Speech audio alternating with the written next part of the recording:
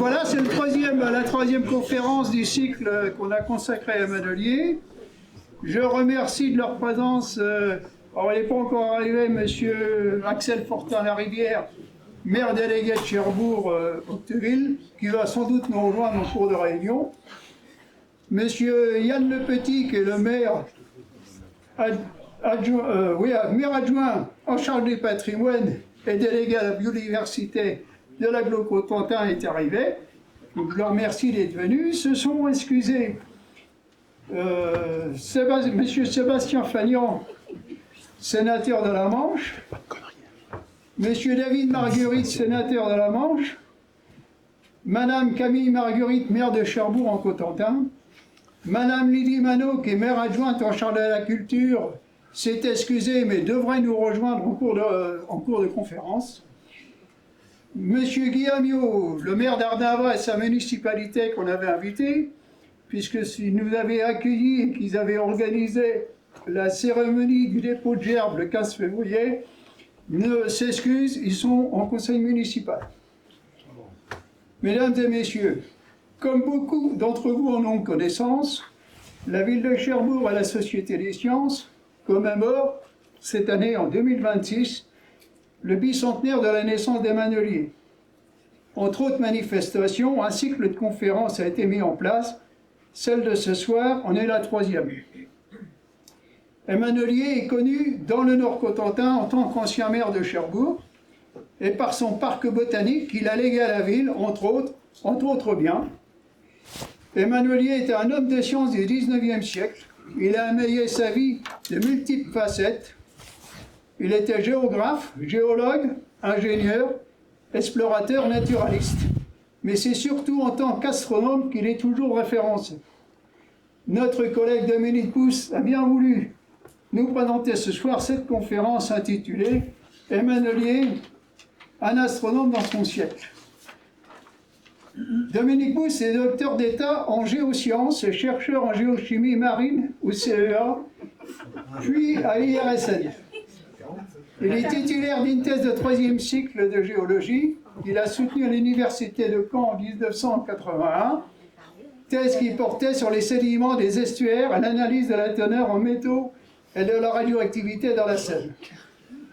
Il s'est ensuite spécialisé avec un postdoctorat en radioécologie marine et, si mes renseignements sont bons, il a terminé sa carrière professionnelle en tant que directeur de l'Institut de radioécologie et de sûreté nucléaire de Cherbourg. Oui, Dominique Pousse est un astronome amateur, membre de la Société astronomique de France depuis 1970, et il en fut le secrétaire général adjoint au sein du conseil d'administration. Il est actuellement en charge du réseau des correspondants de la Société astronomique de France. Président du groupe astronomique de Carqueville qu'il a fondé en 1980, il est très impliqué dans la vulgarisation des sciences de l'univers. Dominique Pousse est également membre de la Société des sciences de Cherbourg.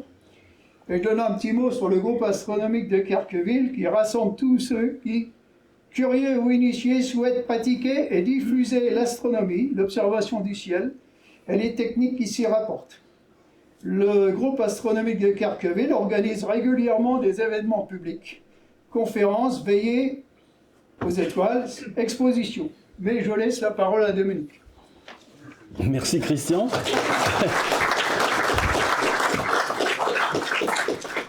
Merci à tous d'être venus si nombreux à mon pot de départ en retraite. Alors, plus sérieusement, Manolier, vous le connaissez, mais vous le connaissez en fait juste parce que vous connaissez le parc Manolier et la rue Manolier. Si on va un petit peu plus loin en disant finalement il a fait quoi en tant qu'astronome, c'est l'objet de ce qu'on va se raconter ce soir, évidemment vous allez peut-être un peu plus sec. Alors, quand on a devant nous un pareil sujet, on peut faire la liste de tout ce qu'il a fait, parce que c'est gigantesque, il a touché à des tas de choses, ne serait-ce qu'en astronomie, sans parler des autres disciplines. Donc, et puis je pense qu'un catalogue, c'est pas très intéressant, et il a fait quand même des tas de choses qui sont mais strictement très très rébarbatives pour le grand public, donc pas vulgarisables avec toute adéquation, on ne s'intéresse pas à ça. Je remercie tout de même la Société des Sciences de me faire l'honneur de m'avoir confié cette tâche, Mais comme on dit, un honneur c'est aussi une charge, et la charge est pas triviale. Hein. C'est-à-dire que quand je me suis mis au sujet, je me suis aperçu qu'il y avait quand même du travail, et surtout des choix à faire, puisque l'œuvre est gigantesque, donc évidemment, en 1 heure à peu près de temps, il faut faire des choix. Alors avant d'entrer dans le vif du sujet, je voudrais rendre hommage à ce monsieur, qui s'appelle Jacques Ancelin, qui a été, il se trouve qu'il a été, puisqu'on a retracé un peu mes carrières, il a été mon premier chef de laboratoire, laboratoire de braécologie, et il est surtout l'auteur de l'ouvrage dont on voit la couverture ici, qui s'appelle Emmanuel Liais, un scientifique, je vous laisse lire, astronome, etc., et que la Société des sciences a réédité récemment, et que vous pouvez vous procurer auprès de la Société des sciences. Alors, Emmanuel Liais, on va essayer de faire sa connaissance en tant que scientifique, puis en tant qu'homme. Est-ce qu'on aurait aimé le rencontrer? Est-ce qu'on aurait aimé être son copain, ou son collègue, ou son... Dominique, tu peux aller de l'autre côté? Non, c'est... Oh là, on peut un peu plus. Sans tomber, hein. Non, mais de l'autre côté, va de l'autre côté. Non, c'est interdit par le... Non, si tu peux. Excuse-moi. Ils m'ont fait... Oui, mais il est dans l'ombre maintenant. Oui, Oh, mais c'est pas grave. remboursé. C'est un homme de l'ombre. Alors, Emmanuel Liais, c'est quelqu'un de passionné, ça c'est sûr, passionné d'astronomie, entre autres, on va le voir ce soir. C'est quelqu'un qui est précoce, vous voyez, il a fait de brillantes études à Cherbourg. La distribution des prix est incroyable, le concernant, assez aussi de mathématiques, de physique, de chimie, d'histoire naturelle. Et puis l'histoire s'arrête là, il y a un trou. Vous voyez, on passe ici aux premiers travaux envoyés à l'Académie des sciences. Il a acquis une compétence en sciences en général, parce qu'à cette époque-là, il faisait plutôt de la météo, des choses comme ça, un peu d'astronomie aussi. On ne sait pas ce qui s'est passé entre les deux, il y a un gap là. Il a trouvé le moyen de... Alors, est-ce qu'il était autodidacte? Dans le cadre de sa famille, dans le cadre familial, il avait forcément accès à des tas d'ouvrages scientifiques, mais quand même, de là à passer de brillant élève de collège chez le lycée à l'époque, hein, c'est pareil, à recruter à l'Observatoire de Paris en 1851 parce qu'il est repéré par Arago, il y a quand même une marge, et cette marge-là, on ne sait pas exactement de quoi elle est faite. Bah, peut-être que simplement c'est quelqu'un de très brillant et qui a su tirer le meilleur parti de ses lectures. Alors, on ne va pas faire sa vie en tant que...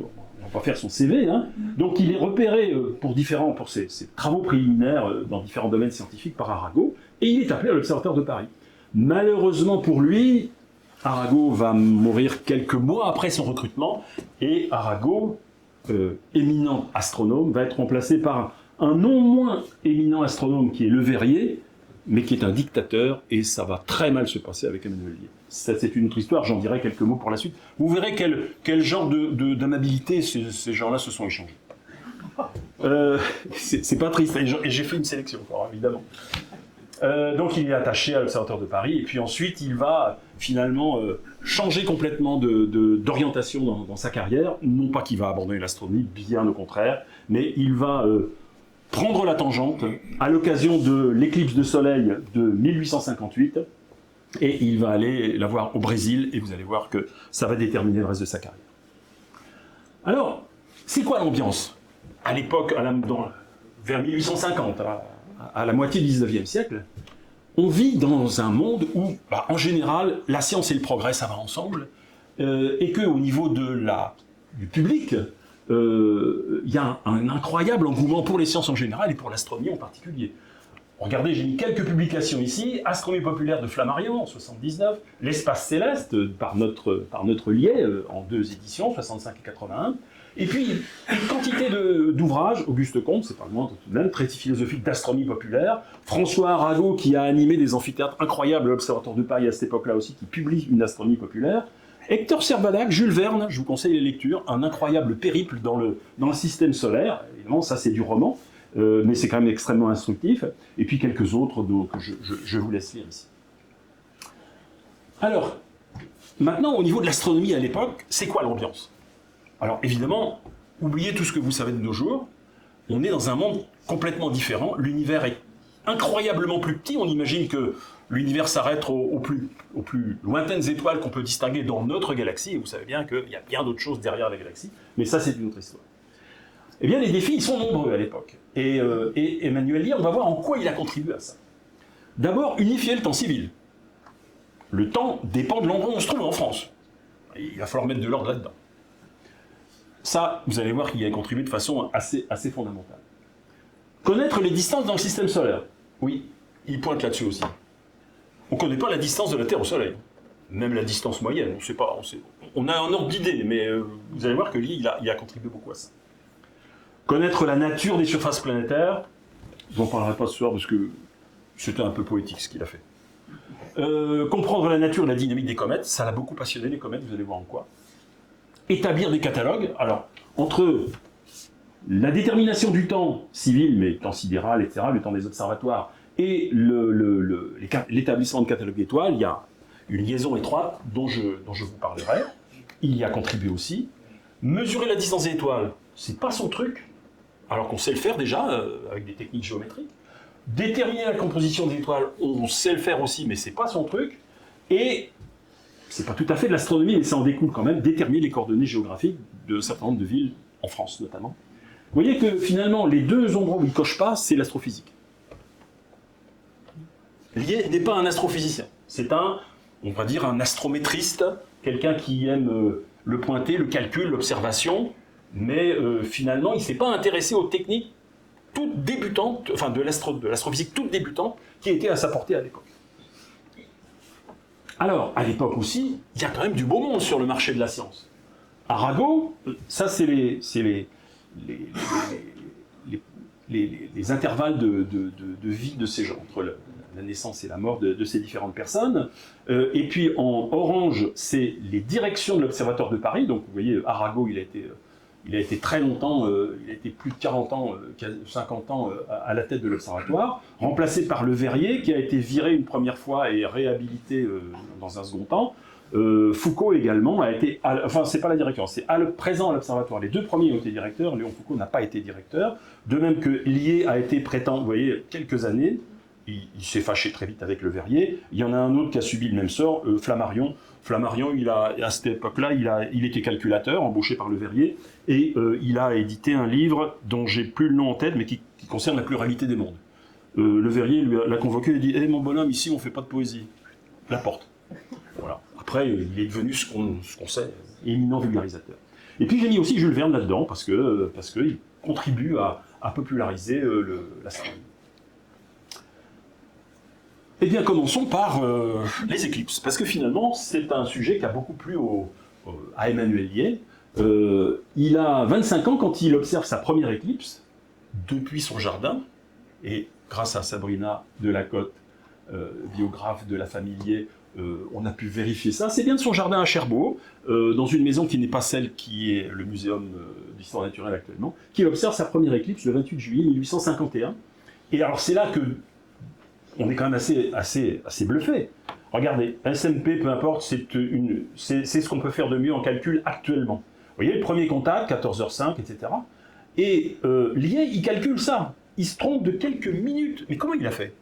Moi, j'ai cherché dans les documents qui sont proposés à l'époque par l'Observatoire de Paris, publiés. Ben, je ne sais pas faire. On n'a pas les éléments pour passer de Paris à Cherbourg de façon simple et être capable de prédire les conditions de l'éclipse de soleil avec cette précision-là. Donc là, il y a un gap incroyable entre le collégien et le jeune astronome qu'il est déjà à cette époque-là. Il a 25 ans.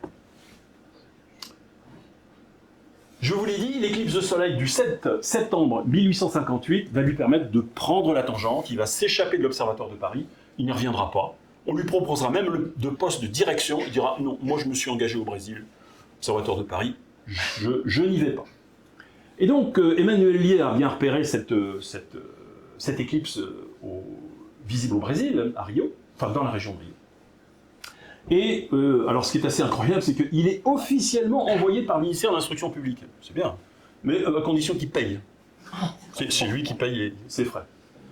Et comme il avait déjà des contacts, il a peut-être été repéré avant par l'empereur du Brésil, on y reviendra après, parce que celui-là, c'est un sacré personnage aussi.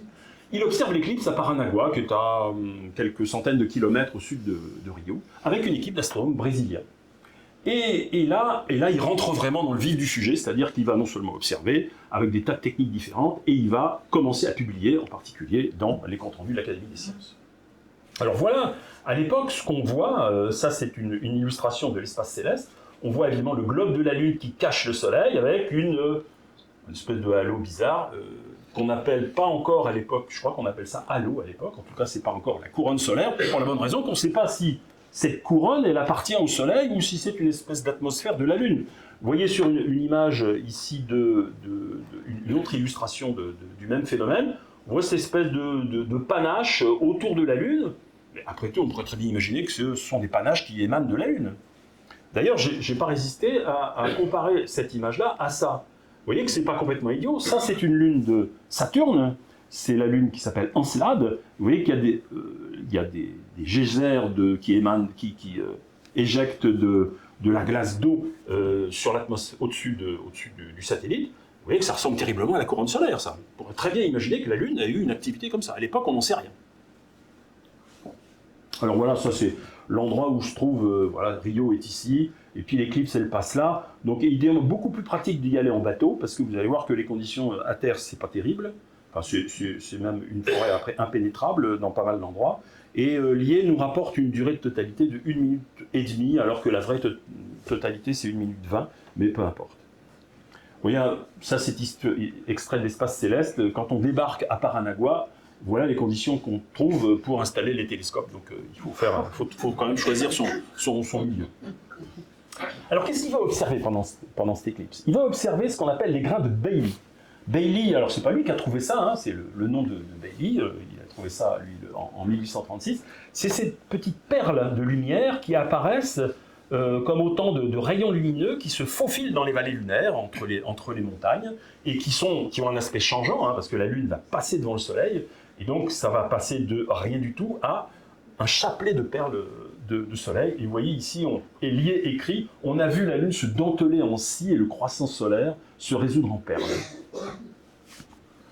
Alors, retour à la question que j'évoquais à l'instant, est-ce que cette couronne solaire, espèce de panache là, alors vous voyez je dis couronne solaire, mais à l'époque on dit est-ce que ce halo qu'on voit au moment des éclipses, c'est l'atmosphère de la Lune ou est-ce que c'est l'atmosphère du Soleil, ou la lointaine atmosphère du Soleil? Eh bien, j'ai essayé de reconstituer ce que Lié a pu observer, parce qu'évidemment à l'époque, là il n'y a pas de photo pour ce phénomène-là, et ce que Lié observe, il va regarder ça, vous voyez, ici j'ai matérialisé le globe de la Lune, voilà ce qu'il observe.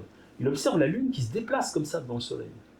Et il voit très bien que les protubérances ne suivent pas la Lune, que les jets coronaux ne suivent pas la Lune, et il en déduit, c'est en tout cas ce que Delaunay et Faye présentent à l'Académie des sciences suite au rapport de Lié, que les rayons, les protubérances et la couronne sont des objets situés dans la région même du Soleil, appartiennent au Soleil, ils appartiennent à cet astre. Il a aussi il a écrit des pages sur les conditions de visibilité du ciel et des objets dans le ciel au moment de l'éclipse de Soleil. Ça, c'est une reconstitution avec un programme actuel, évidemment. On voit ici le Soleil éclipsé avec la couronne. Et puis, il indique un certain nombre de choses sur les étoiles qui sont visibles. Voilà le ciel qu'il a vu en septembre 1858 autour de la couronne solaire, avec Saturne, Régulus, une étoile de première magnitude, la planète Mercure, Spica, qui est une étoile de la Vierge, et puis Vénus. Alors là, on peut même la voir hors des éclipses, donc forcément, elle était visible. En 1867, encore une éclipse. Alors malheureusement, il ne va pas pouvoir aller la voir parce qu'il est malade à cette époque-là. Oui, il n'a pas pu la voir sur la ligne de totalité, donc il reste chez lui à Rio, et il va dire mais qu'est-ce que je fais moi, avec une éclipse partielle, qu'est-ce que je peux faire d'intelligent et de constructif qui fasse un peu avancer la science?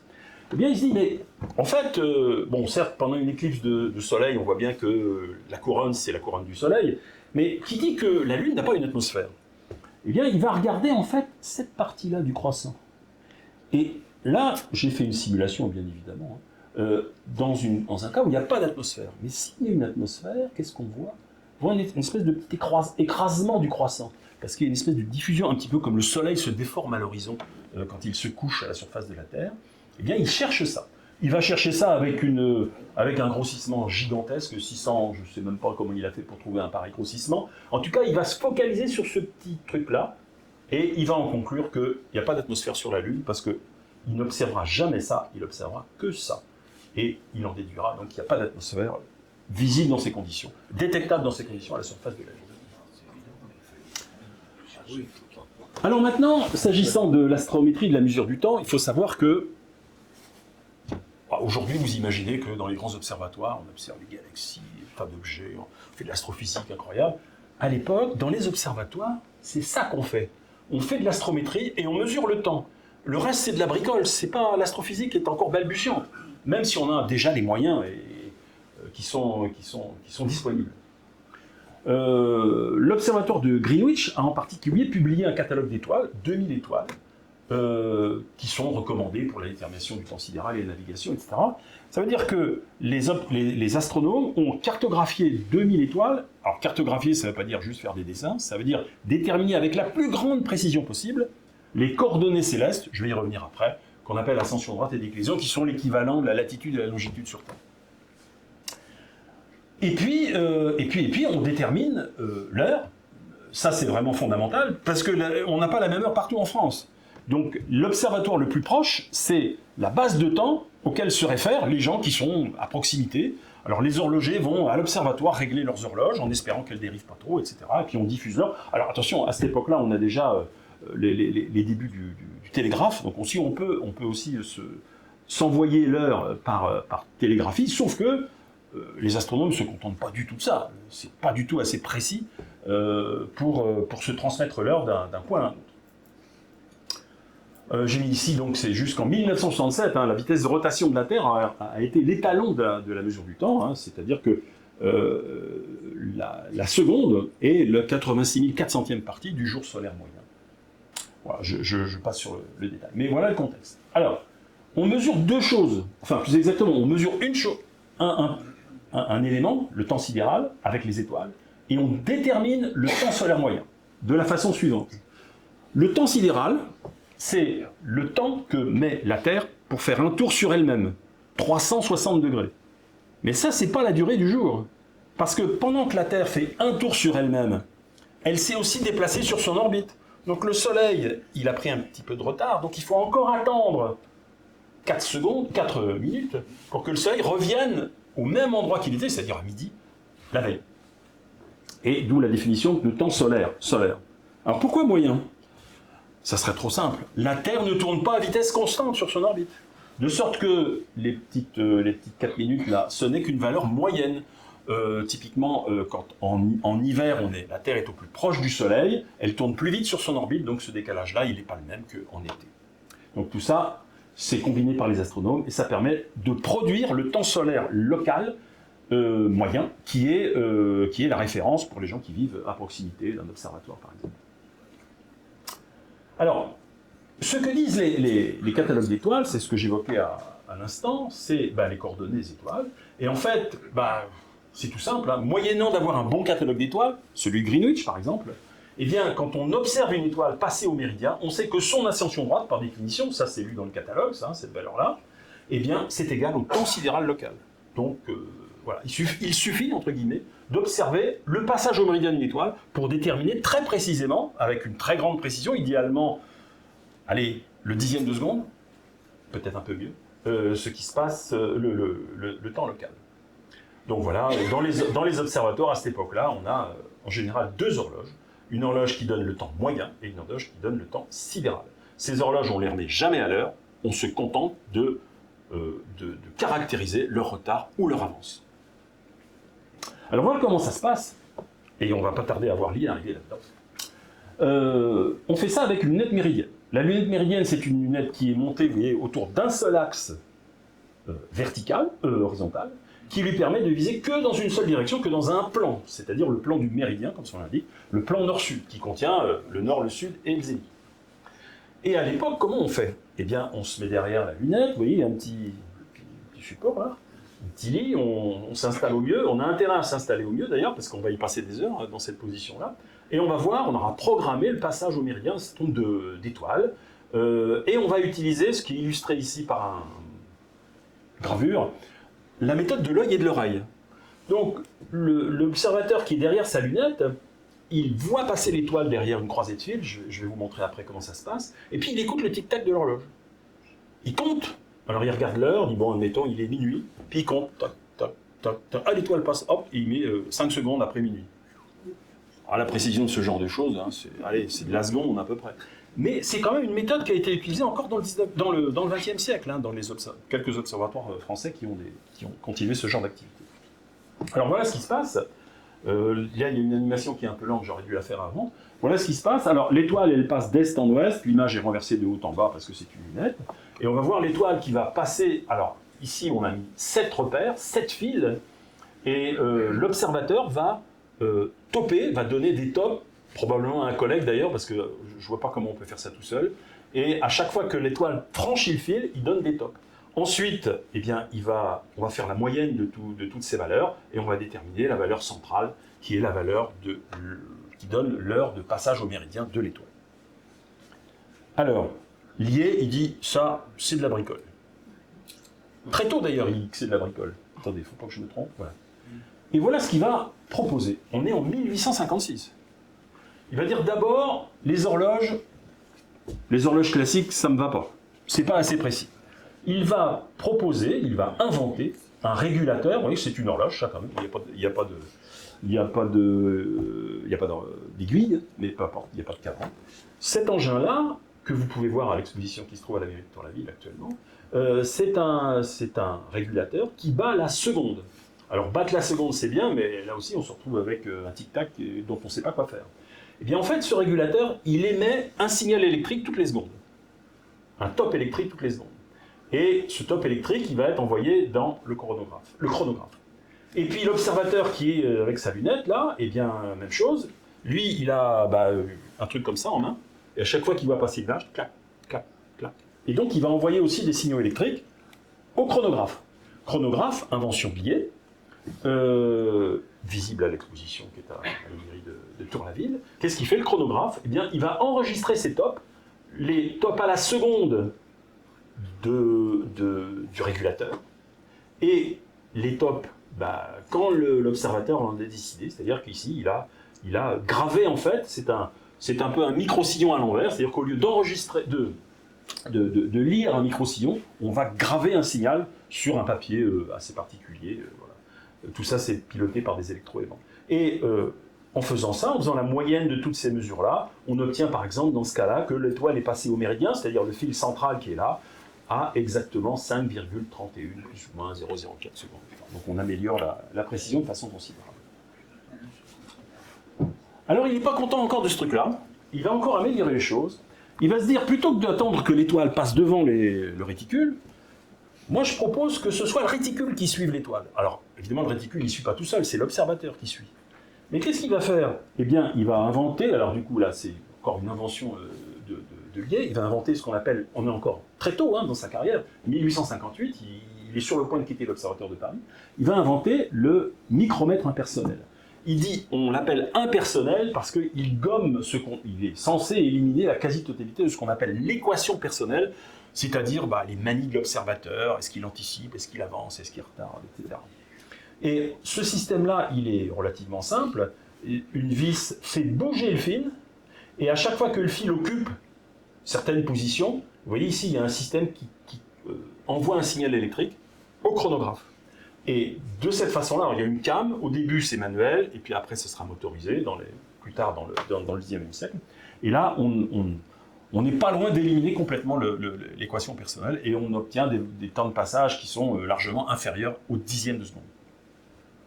Alors voilà, un de ces... Alors c'est quand même des sacrés engins, Voilà ce que ça donne. Ça, c'est un micromètre impersonnel qui a été installé à l'observatoire de Besançon. Je crois que j'ai une meilleure image. Oui, c'est la même. Voilà, c'est une image plus moderne. Vous voyez que là, il y a tout un système de manivelle. Et l'observateur, en fait, fait défiler, comme on tournerait la manivelle d'une caméra dans l'ancien temps, il fait défiler son fil. Et à chaque fois que le fil est dans une certaine position, ça envoie un signal au chronographe. Et comme ça, on peut avoir autant de... On peut avoir sur le passage au méridien d'une étoile, on peut avoir 10, 15, 20 tops électriques. Voilà une version, là cette fois j'ai dépassé un tout petit peu, on est en 1913, on est dans le 20e siècle, c'était l'observatoire de Paris. Donc ça. Et vous voyez que dans cette version-là, on a couplé le micromètre impersonnel qui défile avec une bande enregistreuse. Comme ça, on a tout sous la main. Alors, curieusement, le chronographe a eu beaucoup de mal à s'imposer dans les observatoires français.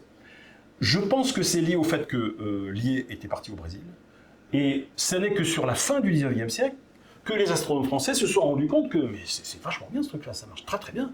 Et ils se sont rendus compte comment? Mais ils ont regardé à l'étranger.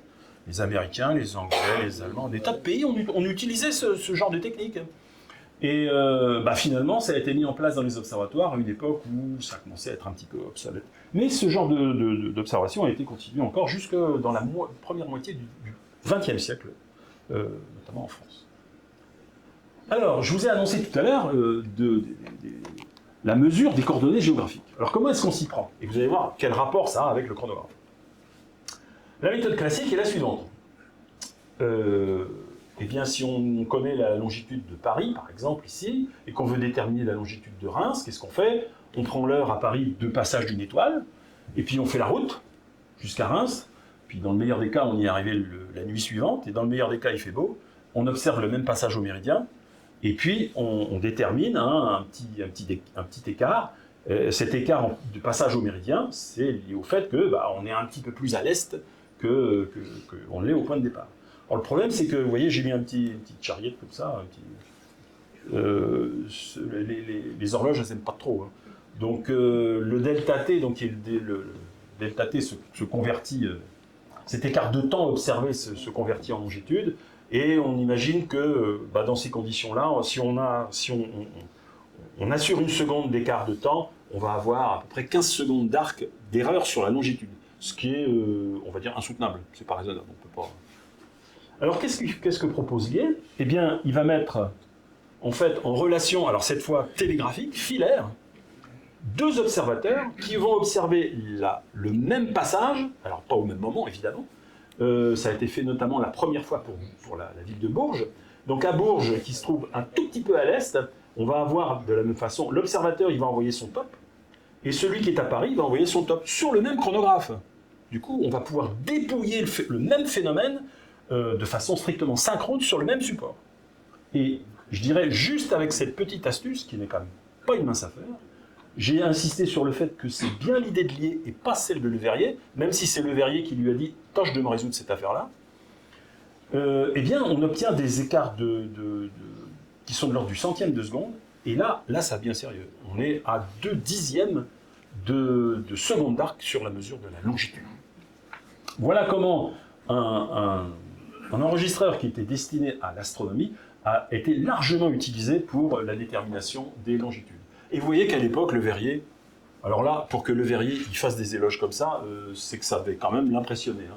La construction de l'appareil a été confiée à M. Lié, qui a réussi à organiser un instrument, bien qu'il ne soit provisoire, qui a donné des résultats très précis. Je ne puis rendre compte ici des heureuses dispositions imaginées par M. Lié. Pour triompher des difficultés, mais je crois utile d'en donner une idée succincte, je l'ai promise évidemment, le centième de seconde. Ce résultat montre que nous disposons d'une méthode précise avec laquelle nous pouvons maintenant entreprendre et conduire avec rapidité, nous l'espérons, la mesure des longitudes sur les différents points de la France. Donc là, on baigne dans le bonheur, c'est l'idylle entre Le Verrier et Lié. Sauf que Le Verrier, selon ses habitudes, il aura la bonne idée de ne pas citer Lié dans cette affaire-là. Ce qui fait qu'après, il va lui, comme on dit, il va lui garder un petit coup sous... Il ne va pas oublier ça, et Lié va publier beaucoup plus tard dans sa vie la relation de ces trucs-là, et ça aura largement contribué au fait qu'ils n'étaient pas vraiment copains. D'ailleurs, Le Verrier, disons-le tout de suite, ses collaborateurs, ce sont des lettres dans les rapports. Le Verrier considère que c'est lui qui est l'astronome en chef, le directeur de l'Observatoire de Paris, et que tous les gens qui font des mesures ne doivent en aucun cas être mentionnés dans les publications qui sont de l'Observatoire de Paris. Comme ça, c'est clair, on sait à quoi s'attendre. Et puisqu'on en est au cas de Le Verrier, je vais peut-être vous en servir d'autres après. Pendant qu'il a été directeur de l'Observatoire de Paris, une dizaine d'années en gros, il a réussi, sur un effectif de 30 à 40 en moyenne, il a réussi à virer, à virer ou à faire démissionner 68 astronomes, et il y en a même un qui s'est suicidé. Ça vous donne une idée du personnage. Je pense qu'il aurait du mal avec les prud'hommes de nos jours. Alors venons-en maintenant à la... Je voudrais savoir quelle heure il est. 7h10, 7h07. La distance de la Terre au Soleil. Alors, de quoi parle-t-on quand on parle de la distance de la Terre au Soleil? D'abord, la Terre tourne autour du Soleil, non pas strictement autour du Soleil, elle tourne autour du centre de gravité, mais surtout, le Soleil occupe un des foyers d'une orbite qui est elliptique.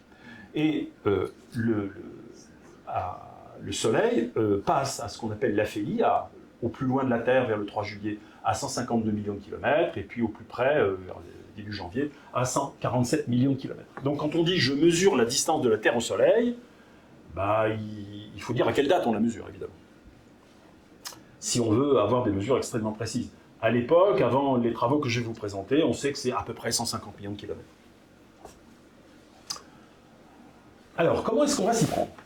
On a à notre disposition un outil théorique, alors d'abord empirique, la troisième loi de Kepler, puis théorique, parce que évidemment on obtient la même chose quand on applique les lois de l'attraction universelle de Newton, mais on n'est pas à la même époque. Voilà ce qu'elle dit, la troisième loi de Kepler. Elle dit que le cube du demi-grand axe des orbites des planètes est proportionnel au carré de leur période de révolution. Mais c'est d'une robustesse incroyable. Non mais attendez, non, mais vu comme ça vous choque peut-être parce que j'ai dit des gros mots, j'ai dit des cubes et des carrés, mais regardez ce que ça donne. C'est-à-dire que si je mets la Terre ici à 1, alors les unités on met ce qu'on veut, hein, c'est à une constante près, donc si je mets ici une unité astronomique par exemple, où la Terre égale 1 du Soleil, et la Terre tourne en un an typiquement, eh bien cette loi me permet d'avoir le rapport entre les distances de la Terre au Soleil, de Vénus à la Terre, de Mars au Soleil, etc. Voilà, tout est lié avec cette formule-là. Donc ça, c'est un outil d'une puissance incroyable. J'imagine la jouissance de Kepler quand il a trouvé ça. Alors comment est-ce qu'on s'y prend? Alors évidemment, on va pas calculer directement la distance du Soleil, on va observer d'abord la distance, comme on fait à l'époque. On va utiliser, pour déterminer cette distance D, on va observer, la distance de la Terre à Mars en l'occurrence, mais on va surtout observer ce qu'on appelle la parallaxe, et pour déterminer cette distance-là, on va mesurer en fait le changement de position de Mars en l'occurrence, et c'est pas à l'échelle tout ça évidemment, hein, par rapport aux étoiles lointaines. Et on va déterminer ce petit angle pi ici, qui est là, et qui va permettre de remonter, que ce soit la tangente ou le sinus, on s'en fout parce que c'est un angle tout petit, va nous permettre de retrouver la distance de la Terre à Mars. Alors je vous rappelle, si on connaît la distance de la Terre à Mars, un coup de troisième loi de Kepler, on a la distance de la Terre au Soleil. Alors comment on fait à l'époque? On envoie des gens se promener idéalement sur le méridien, ce qu'on n'arrive jamais à faire, idéalement à mesurer la parallaxe de Mars à peu près à la même heure, le même jour, ce qui est quand même très compliqué. Et Lié, qu'est-ce qu'il fait? Je dis, mais pourquoi on soit quitte avec ça? Faisons comme ça. Moi, je suis à Rio, je suis pas loin de l'équateur, et je vais me le faire tout seul, la parallaxe de Mars. Parce que quand j'observe, quand je suis ici, je peux observer Mars dans cette direction-là, et puis vous voyez, j'ai mis le pôle sud ici, j'ai pris le soin de mettre le pôle sud, hein, c'est plus l'équateur de la Terre qu'on voit là, c'est le pôle. Et puis j'attends que la Terre tourne, et donc j'observe un coup le matin et un coup le soir, et puis je retrouve cette valeur 2π entre le matin et le soir, ou la valeur π si on divise par 2. Bref, j'ai la parallaxe de Mars, donc la distance Terre-Mars. Et ça, il le fait, et je pense, on est bien obligé de s'en convaincre. Il le fait avec cet appareil. C'est-à-dire un truc ridicule, c'est un machin qui est grand comme ça. C'est ce qu'on appelle son théodolite répétiteur. C'est juste une lunette montée de façon ultra précise, avec des cercles ultra précis, gradués qui vont bien, mise en station qui va bien. Et avec ça, eh bien, il va faire des mesures. C'est là que ça commence à être crédible, et c'est là qu'on voit que c'est un grand observateur. Il va faire des mesures au cours de ces nuits-là, c'est-à-dire entre le matin et le soir, enfin entre le soir et le matin, il passe la nuit. Il va faire jusqu'à 160 mesures le matin, 180 mesures le soir. Alors ça commence à avoir du poids du point de vue statistique. Alors quand on essaie de leur faire ça, aujourd'hui on a des cartes du ciel avec des étoiles de précision fantastique. À l'époque, il n'a pas. Il n'a que sa lunette. Il ne peut pas se repérer par rapport aux étoiles dont les positions seraient connues. Donc c'était une prouesse absolument incroyable. Et il trouve une parallaxe de Mars qui est de 25 secondes, peu importe. À l'époque, juste pour vous, à cette époque-là, ces nuits-là, la taille de Mars c'est 24 secondes, peu importe. Alors, eh bien, c'est tout cuit. Ce qui nous reste pour dans le diagramme que je vais montrer tout à l'heure, j'ai pris arbitrairement distance Terre-Soleil égale 1.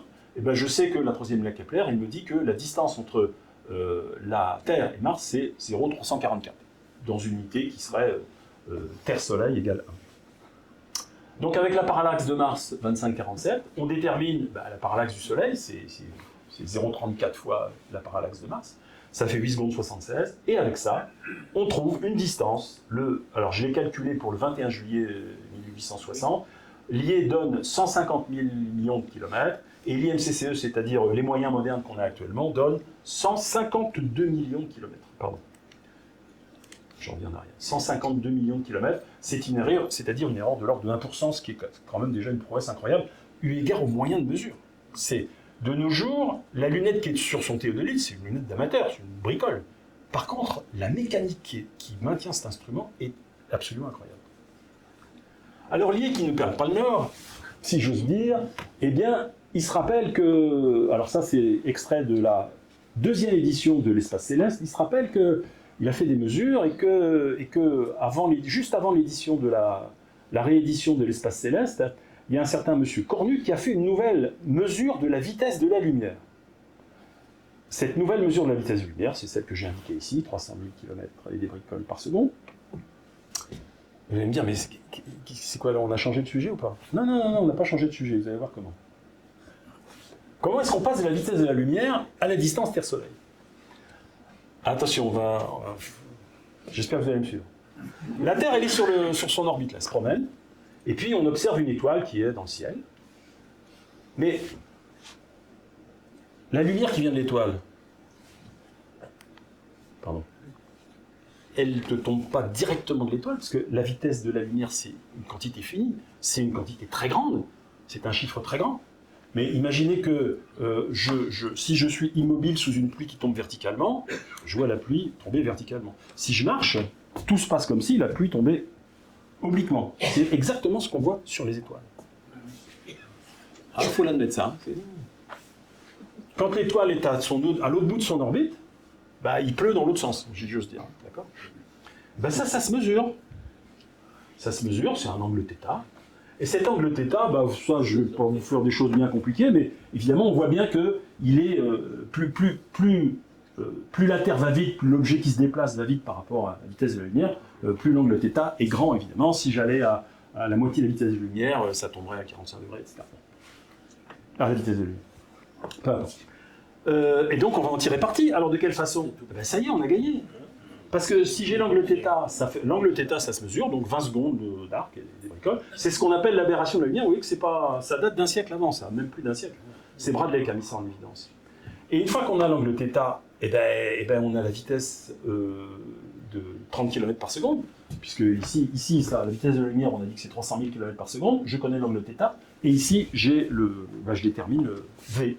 Je sais que la Terre se promène sur son orbite autour du Soleil à une vitesse de 30 km par seconde. Ce qui est tout à fait conforme. Alors maintenant, reprenons le raisonnement. Je sais la vitesse de la Terre, je connais le temps que met la Terre pour faire un tour autour du Soleil, année sidérale, ça fait 31 millions de secondes. Je connais donc de cette façon-là, je connais je détermine le périmètre de l'orbite, à peu près 1 milliard de kilomètres.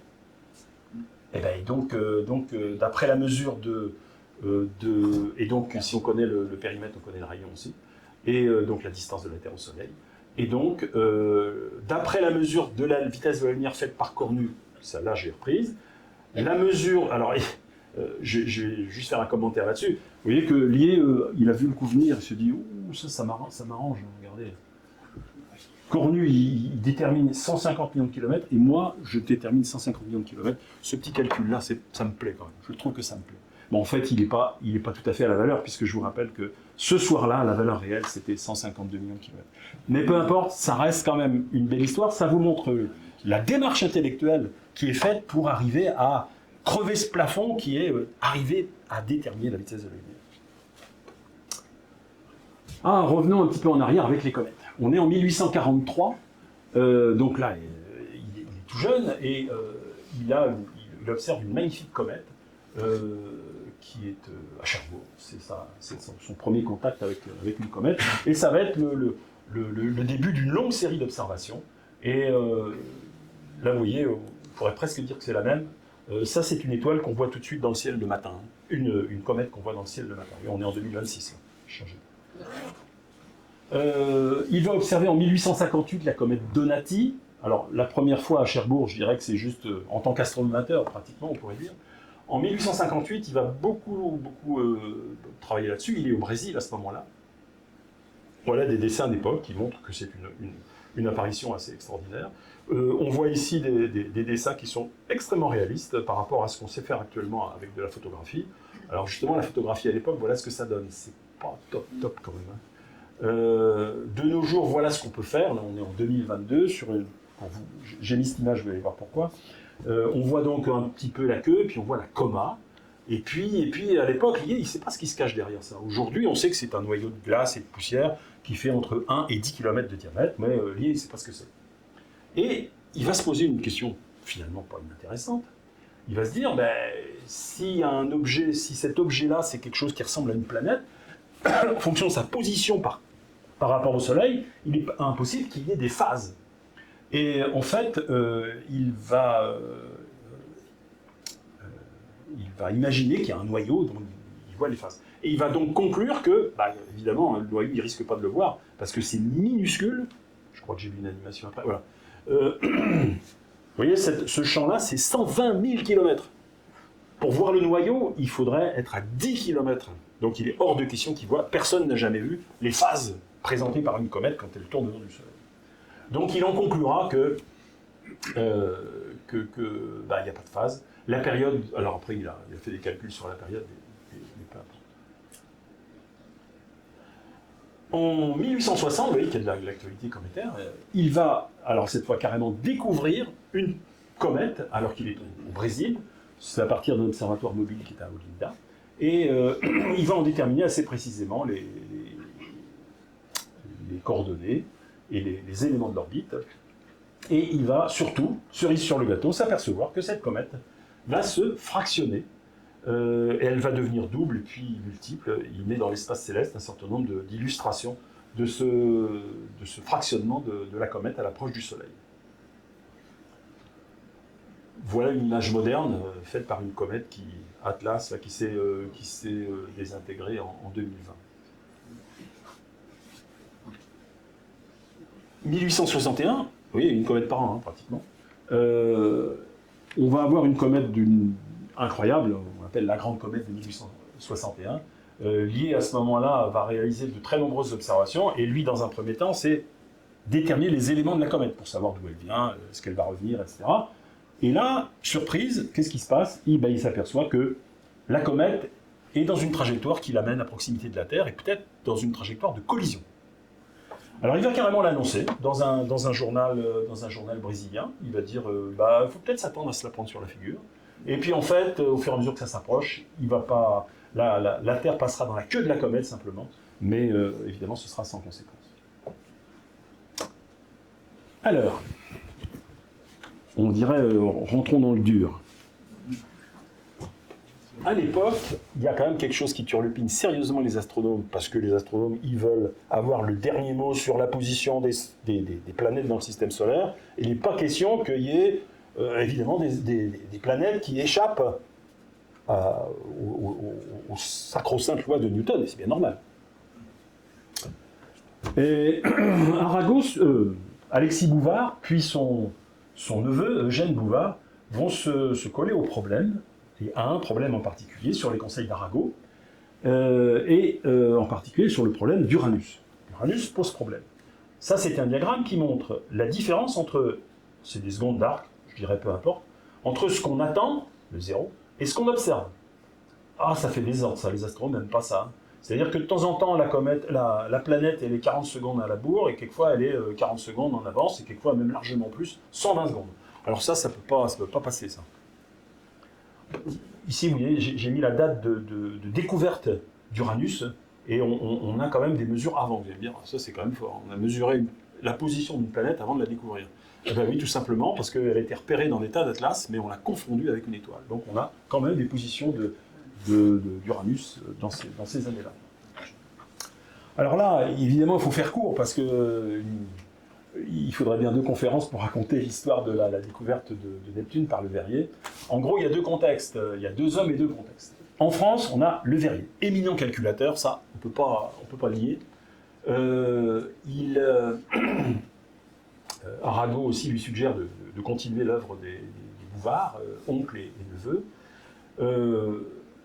Je le dis à cet endroit-là parce que, vous allez voir, Lié, il n'a pas aimé ça. On ne peut pas retirer à Le Verrier sa puissance calculatoire. Et puis peut-être aussi les défauts d'un puissant calculateur. C'est-à-dire qu'il a appris, je pense, une certaine jouissance à étaler toutes les équations qu'il devait résoudre. Je crois qu'il y en a 19 avec des choses absolument incroyables à calculer au niveau mathématique. Il a fallu d'ailleurs diminuer le nombre d'inconnus, sinon on ne pouvait pas le faire. Et puis, Le Verrier, je dirais qu'il a peut-être bien inventé le tableur. Peut-être pas, c'est une plaisanterie si on veut, et peut-être bien l'assurance qualité aussi. Parce que là, du coup, on ne peut pas en dire autant de Lié. Lié, il n'a pas beaucoup raconté comment il faisait tous ses calculs. Mais Le Verrier, la découverte de Neptune, c'est à peu près ça de haut. Il y a 1300 pages. Et les 1300 pages, il y en a beaucoup qui sont organisées comme un tableur. C'est-à-dire que pas à pas, on peut reconstituer tous les calculs qu'il a fait. Tous. Et comment il s'y prend, lui? Parce que ça prend... Il a mis 6 mois à faire ces calculs-là. Eh bien, une fois qu'il a fait 10 pages de calcul, il met ça de côté, il continue autre chose. Et 15 jours après, il revient, il refait les calculs, et s'il trouve le même résultat, il tamponne, il signe et il date. Ça c'est de l'assurance qualité avant l'heure. Et avec une méthode comme ça, alors je vous passe toutes les étapes évidemment, et bien il trouve que la distance de la planète perturbatrice, elle est à 36 fois la distance Terre-Soleil, avec une longitude de 326 degrés, etc. Et la confirmation, alors dès qu'il a ces éléments-là, c'est-à-dire, donc il envoie une lettre à l'observateur de Berlin, vous voyez, autant Lié, il se serait précipité sur sa lunette, Le Verrier dit non, moi je suis calculateur, quand même d'autres gens qui savent observer le ciel. Donc il envoie différentes lettres dans différents observatoires, et c'est à l'observatoire de Berlin qu'un certain Johann Gall va observer, à moins d'1 degré de la position prédite, la fameuse planète Neptune. Donc, chapeau Le Verrier pour cette affaire-là. De l'autre côté de la Manche, il y a un certain Adams, vous allez voir que lui, il n'est pas né au bon endroit, avec les bons chefs. Il se trouve que Le Verrier c'était le chef, donc il n'y avait pas de problème. Donc, il indique qu'il a conçu en début de semaine le projet d'étudier, dès que possible, après l'obtention de mon diplôme, il est tout jeune, afin de déterminer si on peut être attribué à l'attraction d'une planète inconnue, etc. Et Adams, lui, il va faire tout à fait différemment. Il va faire ce qu'on appelle des itérations, c'est-à-dire qu'il va faire des hypothèses, il va faire tourner, il va voir si c'est cohérent, il va dire non, j'aurais dû faire plutôt ça. Il fait des itérations comme ça. Je ne rentre pas plus dans le détail des calculs. Et à l'issue de ces calculs, à partir de septembre 1945, un an avant Le Verrier, il sait, enfin, il a son idée à lui sur la position de Neptune. Le problème, c'est qu'il va mettre 1 an à franchir les étapes qui le séparent de M. Airy. Airy, c'est le directeur de l'observatoire de Greenwich. Et un coup, Airy n'est pas là, un coup, il est malade, un coup, il va le voir chez lui, mais il vient de partir. C'est un roman, cette affaire-là.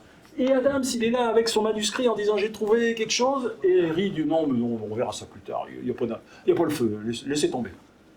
Bon, c'est comme ça que Le Verrier s'est retrouvé comme le découvreur de... Alors évidemment, lui, il n'a pas publié, alors que Le Verrier a publié, etc. Classique dans les sciences. Alors là, on saute, vous voyez, on est en 1892, et là, Lié commence à régler ses comptes. Nous avons vu que la question était assez simple. La découverte de Neptune, ça c'est quand même assez gonflé. En partant des travaux d'Alexis, etc., des Bouvard, mais on ne peut reprocher à Arago de n'avoir pas fait remarquer cette simplicité à son protégé, très gonflé quand même. Son unique but était d'indiquer à ce dernier, à qui il portait un vif intérêt, un sujet de travail qui put le conduire à un résultat brillant. Le Verrier prit la question en simple calculateur, sans s'élever en considération générale sur la nature du problème, comme l'eût certainement fait Arago, dans les travaux duquel perce toujours le coup d'œil du génie. Ah, ça c'est du Lié, ça. Attendez, il y en a d'autres.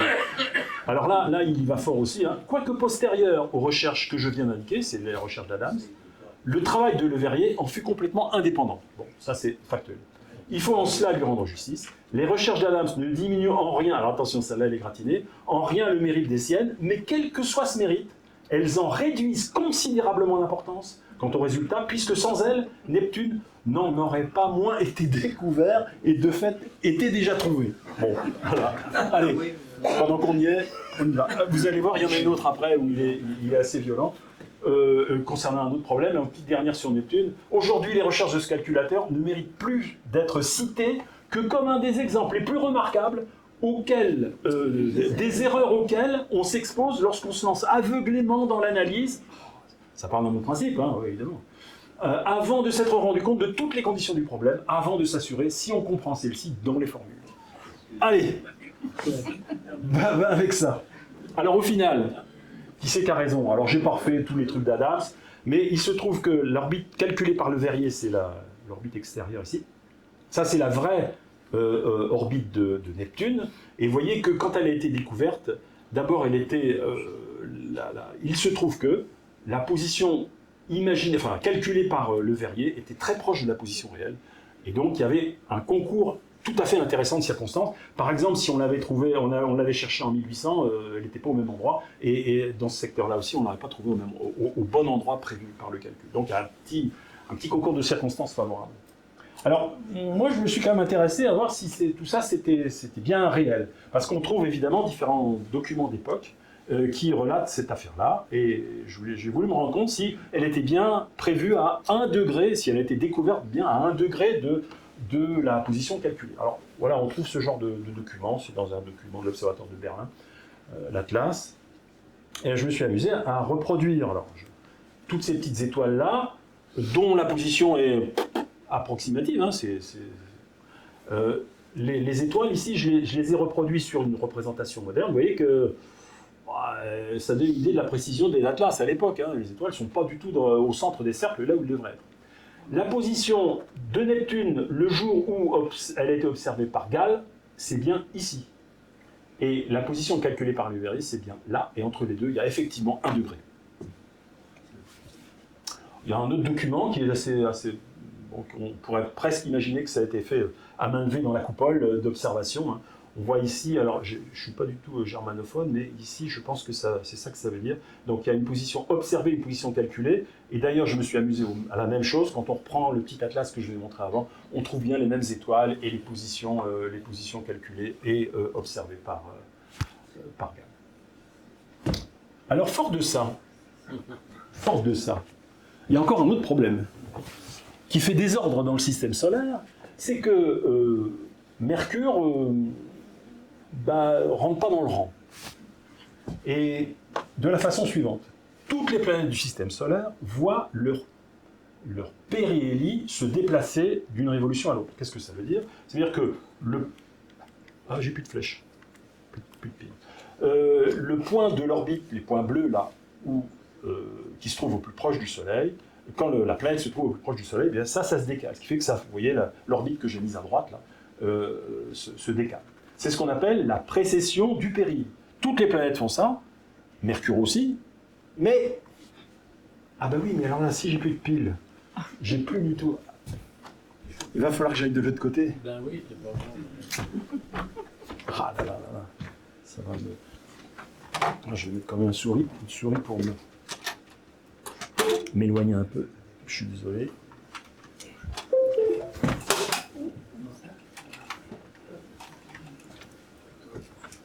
Alors, j'en étais où? Ouais. Tu continues d'avancer. Technique.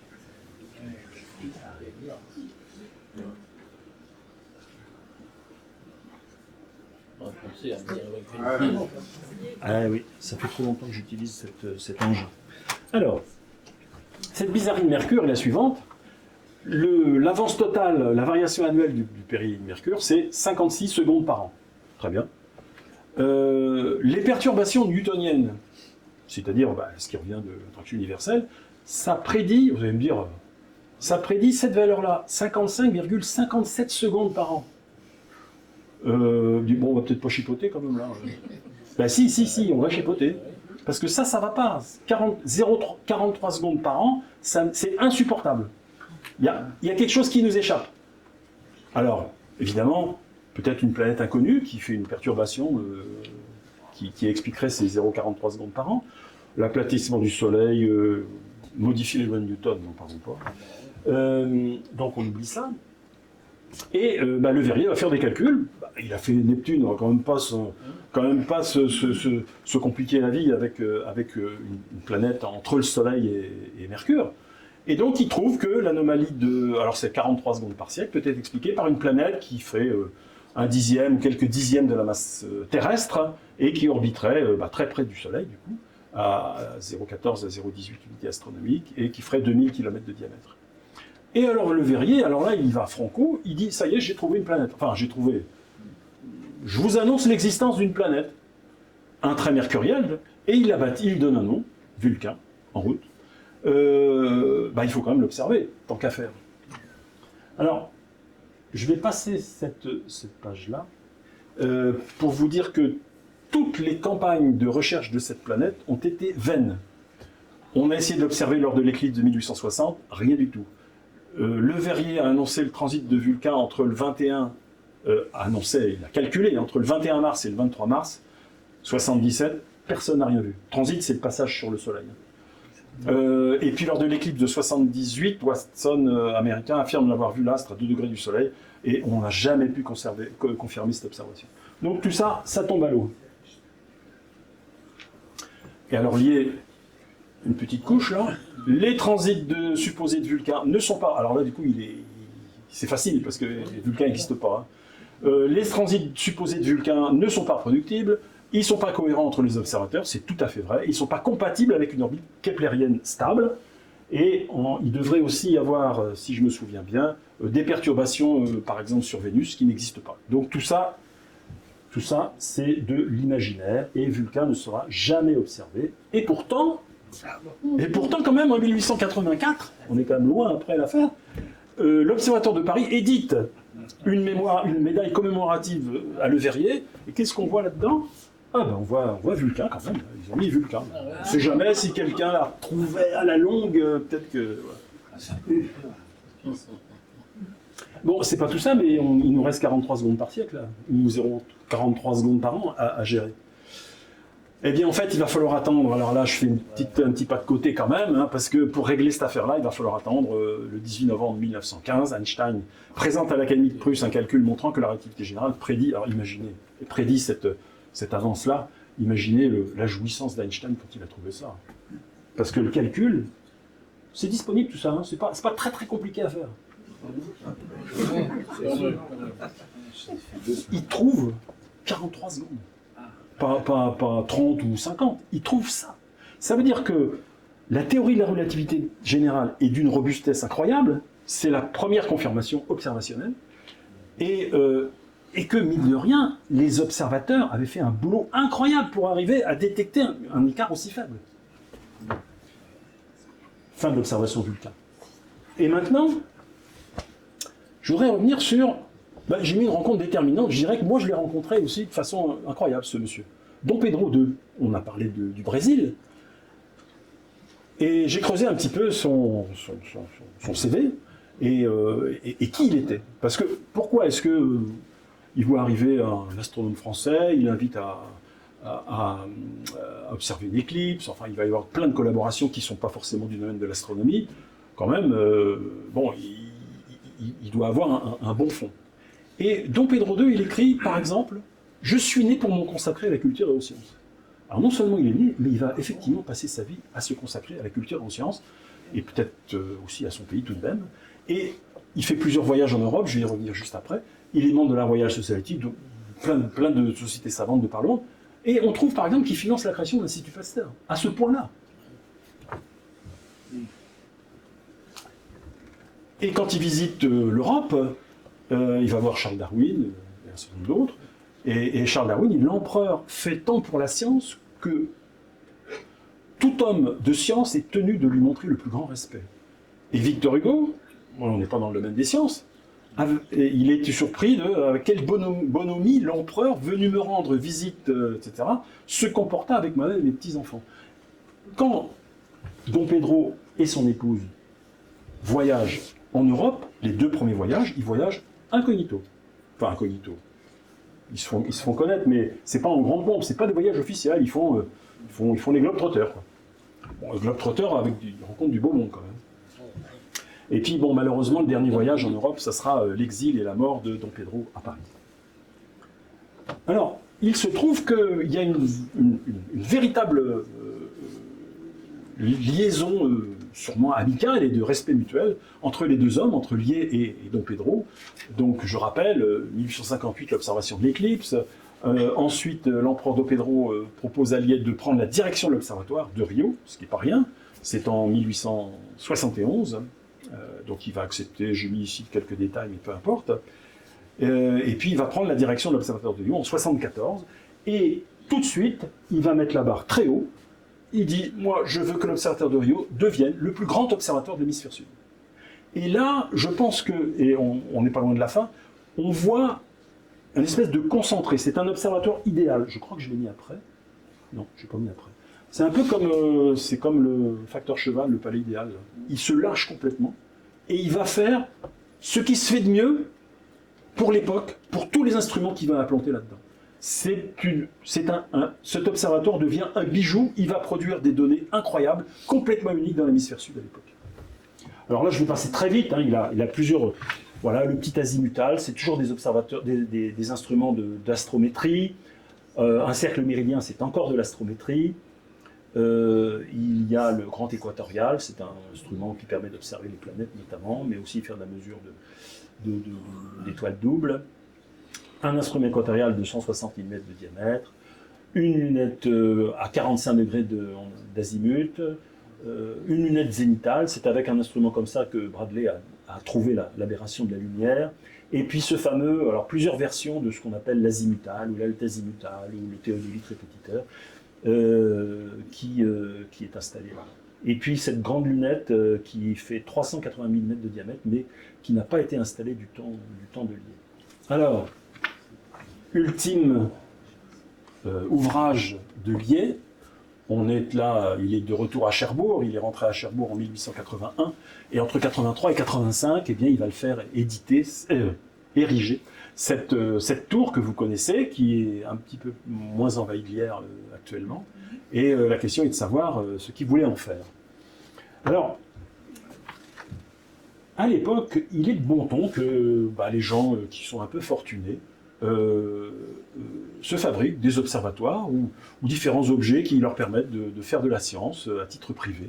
Et je pense que la vocation la plus simple de cette tour, c'était tout simplement que pour le plaisir personnel de M. Lié, après sa carrière d'astronome brillante au Brésil, que cette tour lui serve d'observatoire astronomique, peut-être de belvédère. Et en plus, il est intégré dans un parc, et puis c'est le souhait que Lié puisse poursuivre ses observations astronomiques, comme bon lui semble, hors de toute contrainte liée à une institution. Et à la réflexion, je rajoute encore une couche là-dessus. Quand on voit, je ne sais pas si certains d'entre vous ont assisté à la conférence de Lié-Sozero concernant les observatoires maritimes, à l'époque, les observatoires, et on ne peut pas imaginer que Lié aurait passé là-dessus, les observatoires et la structure des observatoires étaient très particulières et devaient répondre à des normes de stabilité géotechnique, dirons-nous, de nos jours, extrêmes. Et la construction de la tour, manifestement, ne répond pas à ces contraintes-là. Je pense donc que ça conforte l'idée que c'était au moins un belvédère personnel qui lui permettait d'avoir accès au ciel et éventuellement de faire des observations avec un petit instrument, parce que c'est pas du tout destiné, tel que c'est construit, à recevoir un gros instrument, et même un instrument modeste, mais ne serait-ce qu'une lunette méridienne par exemple. La construction n'aurait pas du tout été aux normes de l'époque. Alors une petite devinette pour la fin. Quel rapport entre la tour Emmanuel Lié, le télescope de Delambre, qui a été légué à la Société des Sciences en 1911, et Camille Flammarion? Ça, c'est une trouvaille. qui nous est tombé dessus au fur et à mesure qu'on travaillait là-dessus. Eh bien, figurez-vous que M. Camille Flammarion, dont l'observatoire de Juvisy, en 1914, était investi par l'armée, est allé d'abord à Arcachon et puis il est venu à Cherbourg. Parce qu'au début, quand j'ai trouvé l'information que Camille Flammarion était venu à Cherbourg en 1914, je me dis, qu'est-ce qu'il vient faire à Cherbourg? Observer le transit de Mercure. Ça, c'est une reconstitution par le calcul de nos jours, avec un logiciel moderne. Alors qu'il a un observatoire à Juvisy. Alors, effectivement, Juvisy était complètement... D'ailleurs, il y a un certain Kénissé qui était son collègue qui était resté à Juvisy, lui, et qui n'a pas pu observer non plus le phénomène. Eh bien, Camille Flammarion est venu à Cherbourg, pas que pour ça, mais il se trouve qu'il était à Cherbourg, que le 7 novembre 1914, eh bien, il observait le transit de Mercure sur le Soleil. Alors, qu'est-ce qu'il en dit? C'est marrant parce que vous allez voir les instruments. Qu'est-ce qu'il en dit? Alors, c'est pas lui qui parle, hein, c'est un article qui est sorti de Bulletin de la Société astronomique de France. Il était observé dans d'excellentes conditions, c'est le transit, par M. Flammarion, du haut de la tour du Parc Lié, légué par son ancien collègue de l'Observatoire de Paris, Emmanuel Lié, à sa ville natale. Le soleil était brillant, la température exquise, quelques nuages seulement. L'observation a été faite à l'aide d'un ancien télescope Grégori, le fameux tube en laiton que vous connaissez certains d'entre vous, datant de l'année 1666, qui avait été conservé au musée de la ville, et d'une petite lunette de 75 mm, instrument assez défectueux. Bon, ça va, Flammarion est bien content de le trouver quand même, mais suffisant pour déterminer la trajectoire du passage, etc. Flammarion était accompagné dans cette observation par plusieurs amis de la science. Je vous laisse rêver sur les étoiles, j'en ai terminé.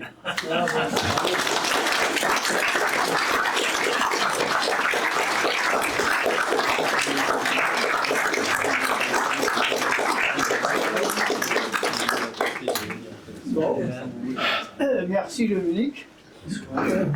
Comme tu l'as dit au départ, c'était pas évident de faire une conférence sur la carrière d'astronome d'Emmanuel Lié.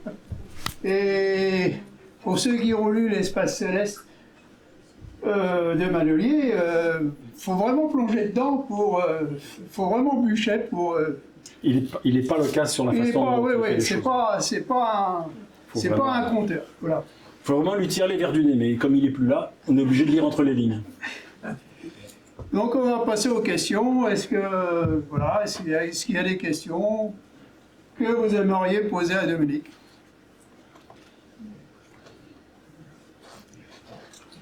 Non. Si. Est-ce qu'en dehors de Cherbourg, quelqu'un connaît encore Emmanuel Lié? Presque. Ceux de Cherbourg qui sont allés vivre ailleurs. Non, mais non, il n'a pas laissé de trace. J'ai pas peut-être dit, parce qu'il y a tellement de choses à raconter, le régulateur, alors le micromètre impersonnel, quand vous regardez sur Wikipédia, c'est pas Emmanuel Lié qui l'a inventé. Il y a Repsol, il y a différents auteurs. Parce qu'il n'a pas déposé de brevet, il est parti au Brésil, et puis c'est parti aux oubliettes, tout ça. Alors que c'est bien lui qui est l'inventeur de cet engin. À ce sujet, il me semble qu'il n'a laissé aucun plan de ces appareils, alors que les appareils ont été construits par un horloger parisien, M. Deschamps. Oui. Et comment échangeait-il des informations techniques? Apparemment, il n'y a aucune trace nulle part. Oui, tout à fait. C'est pas évident. La question qui vient d'être posée, c'est Bertrand Poudreau, qui n'aime pas, mais qui nous arrestera les appareils. J'ai passé là-dessus parce qu'il fallait être concis. Ouais. Non, mais il faut le souligner parce que ça faisait 120 ans qu'il dormait en fait dans nos locaux. Et c'est Bertrand qui a. C'est pas moi qui dormais. Non, c'est pas toi qui dormais, mais c'est l'appareil. Et il fallait déjà comprendre comment ça marchait, le moyen de trouver des pièces détachées. Enfin, bon. Je crois que le régulateur, il n'a pas encore livré tous ses secrets. Hein. Tu es d'accord là-dessus, Bertrand? Comme disait un certain Le Verrier, l'appareil régulateur de M. Lié, comme disait M. Le Verrier, Oui, je crois. M. Le Verrier, l'appareil régulateur de M. Lié est extrêmement délicat à faire fonctionner.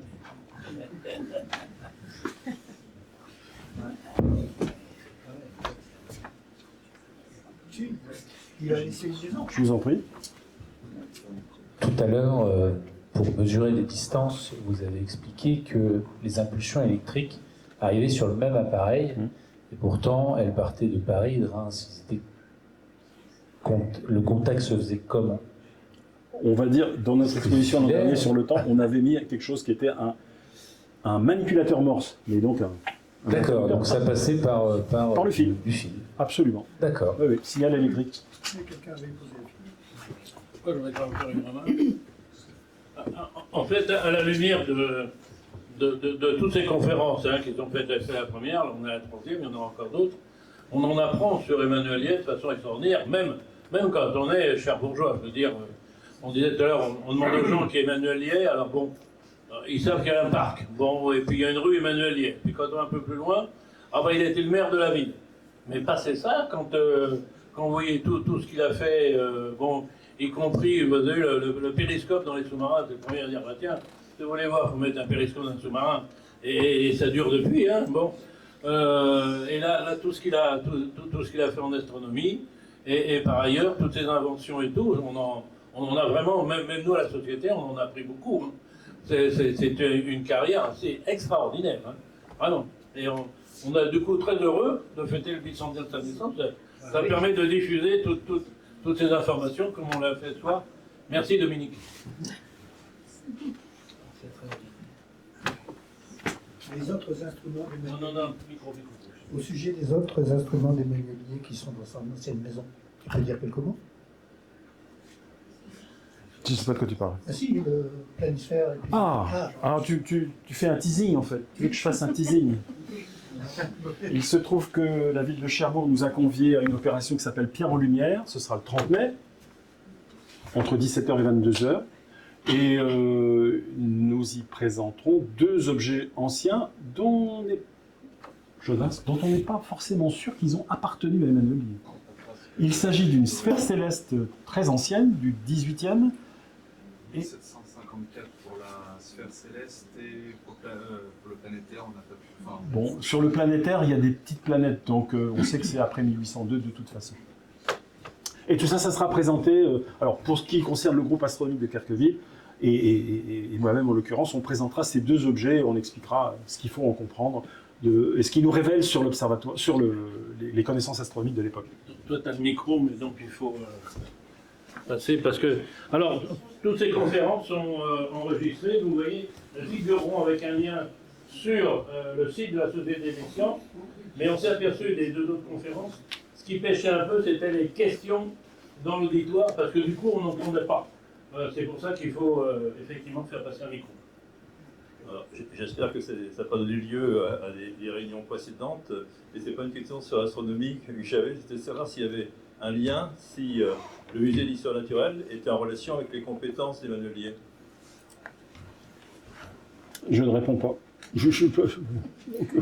Sabrina Ici, de Cherbourg, qui est en rénovation depuis quelques années. Ah, la maison d'Emmanuel Liais. Oui, il y a une actualité là-dessus, mais... C'est ça, Sabrina qui est la biographe de la famille Liais qui pourrait le mieux répondre. Puis il y a Jonas Lemort qui travaille au muséum. Donc je ne sais pas, un de vous deux, est-ce que vous pouvez répondre à la question et il y a Eliane aussi. Ah, il y a Eliane aussi.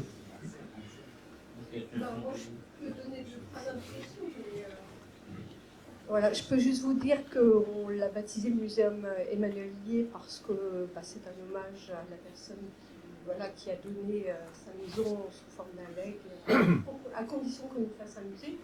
Mais voilà, dans le musée, il y a effectivement les 2 objets qui vont être présentés à Pierre en Lumière. On a le buste d'Emmanuel Liais, un médaillon fait par Armand Level, et on a aussi Margarita Liais, son épouse, dont on n'a pas parlé, mais en fait, il était marié avec une Hollandaise qui l'accompagnait au Brésil lors de ses voyages et qui est décédée des fièvres.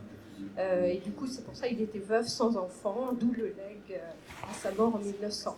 Voilà ce que je peux dire, mais par contre, le muséum abrite des collections très variées qui étaient d'abord à l'hôtel de ville avec les peintures, les sculptures, et au fil du temps, des collections qui se sont enrichies avec de belles collections ethnographiques, archéologiques, histoire naturelle, au rez-de-chaussée, enfin voilà. Mais ça a accueilli dans la maison d'Emmanuel Liais, en fait. Je ne sais pas si ça répond à la question.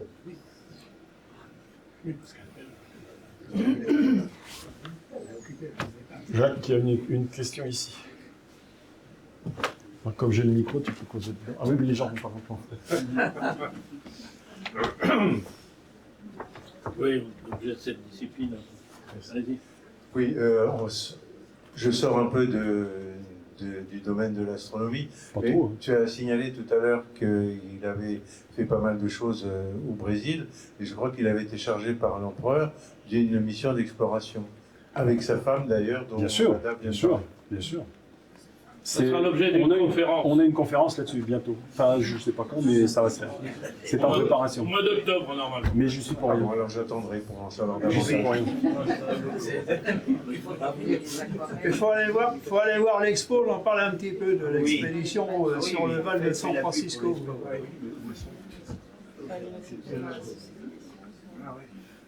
Est-ce qu'il y a une exposition des aquarelles de Madame Lié de prévu? Bah, il faut venir les voir sur place. Oui, oui. Venir les voir à l'Institut des sciences. On en voit dans le locaux, là. Oui. Micro. Je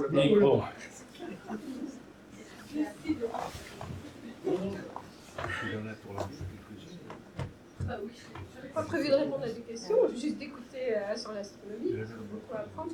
Par rapport au dessin et aquarelle de Margarita Lié, à l'occasion d'un travail dans les réserves où je faisais du rangement à une époque, j'ai ouvert un tiroir, une commode, et j'ai trouvé 25 ou 26 dessins. Et en fait, c'était les aquarelles de Margarita Lié qui avaient été rangées là, qu'on a après mis dans des réserves au musée Henri, parce qu'il y a des conditions pour la conservation de tout ce qui est sur papier. Et en fait, certains dessins se retrouvent dans l'espace céleste, ont été reproduits sous forme de gravure ensuite et après édités.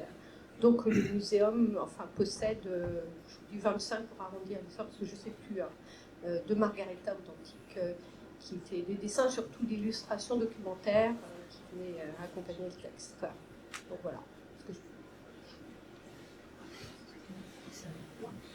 On parlera surtout de Margarita dans la conférence sur le Brésil, justement.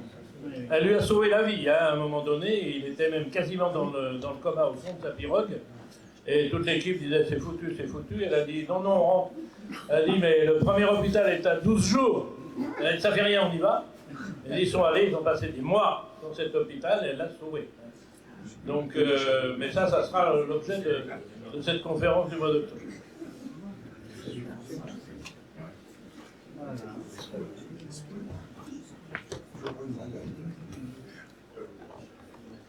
Bon, je crois qu'on va pouvoir conclure. Donc, je donne quelques informations. La prochaine conférence du cycle du bicentenaire, elle aura lieu le 4 juin. Ce sera un sujet complètement différent. 4 juin ici, 18h30 même horaire, mais mieux donc. Et ça sera Madame Jacqueline Vattel, qui est membre de la Société nationale académique de Cherbourg. Elle aura pour thème Emmanuel Lié et les jardins cherbourgeois.